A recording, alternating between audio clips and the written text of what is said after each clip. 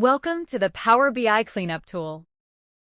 This is a tool that allows you to analyze your semantic model and connected reports.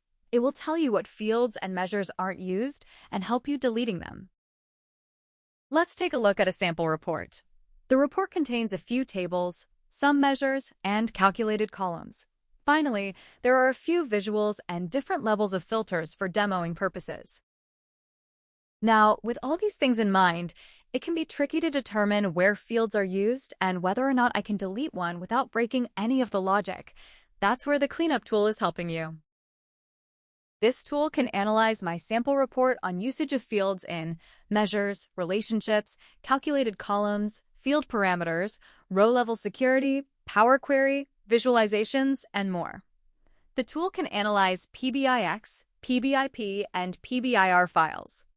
For a complete analysis of your files, you should convert your files to PBIP files. A light scan can also be done with a PBIX file if you have tabular editor. Let's get started. We're going to the instructions page, where you will get step-by-step guidance. First, go to Transform Data and select Edit Parameters. We will focus on the first two options for now. Please insert the file path of your semantic model in the first parameter.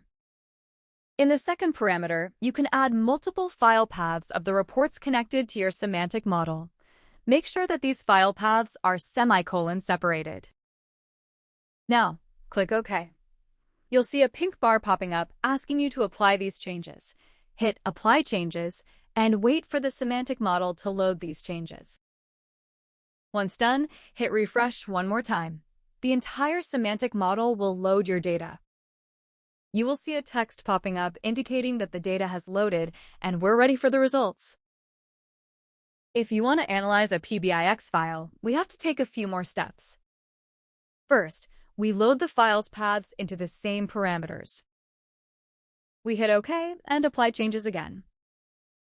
The background will adjust to show the new relevant steps. First, copy the text shown under Step 3. Next, we go to our own sample report and go to External Tools to open Tabular Editor. Now, we go to C# Scripts. Here, we paste the text we copied earlier from the Cleanup tool. This is a script that will create 3 text files and place them in the same folder as your semantic model is stored. We click on Run and see a pop-up message appearing, indicating the 3 files have been stored successfully. Now, we can go back to the Cleanup tool and refresh our semantic model one more time to load these text files. Once this is loaded, we're ready for the results. All right, now the fun begins. Head to the Field Overview page. On top, you find what limitations apply to the analysis. Please bear in mind that both PBIP and PBIX files come with limitations, so please make sure to review these before deleting columns. Below are 2 matrices. On the left-hand side, you'll find all columns that aren't used, along with 2 KPIs on how much of the semantic model can be removed. On the right-hand side, you can find where the columns are used. This is divided in DAX, Power Query, Relationships, and Visuals, respectively. You can zoom in on a specific table in the filter pane. This allows you to focus your results on the specific part of your semantic model that needs attention. To improve your model based on the results, head to the Field Cleanup page. This page helps you in deleting the unrequired fields from your semantic model. It lists the tables that require attention. The table shows the table names, the name of the last step taken in Power Query, and it shows a script you can add to remove any unused fields. Simply copy the value of the column selection and go to your own report. Go to Power Query and select the table you want to adjust. Right-click on the last step of your query and select Insert Step After. Paste the value right after the equal sign and hit Enter. Repeat for other tables that need attention. Great! You have now cleaned up your semantic model. Now, the final feature. This cleanup tool is also able to analyze what measures are not used. If they are used, we can see where they are used in a tree, showing the entire hierarchy and dependencies between visuals, columns, and measures. First, we go back to our parameters. This time, we focus on the third parameter. Do you want to load the measure dependency path? Select Yes. Click Apply Changes to load the measures data. After the initial refresh the entire model one more time to load all data. Please know that this can take some time if your model contains a lot of measures, fields, and visuals. We go to the measures page.